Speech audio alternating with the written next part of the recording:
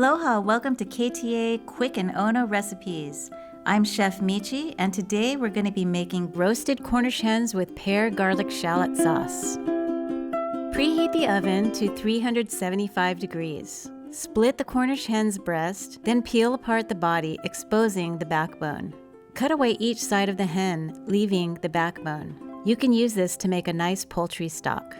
Apply cooking spray to a large baking pan with raised sides and place the Cornish hen skin side up in the pan. Pour in all but 1/2 cup of the pear juice, garlic salt, pepper, and bake in the oven for 30 minutes or until the skin is golden brown and the juices run clear. To prepare the sauce, heat a small saucepan over medium-high heat and add the olive oil, shallots, garlic, and the pear juice. Simmer and continue stirring for 3 minutes. When the hens are cooked, remove from the baking pan and set aside.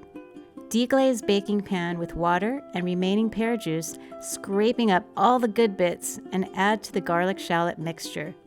You should have a nice golden brown sauce that you can serve with your roasted Cornish hens.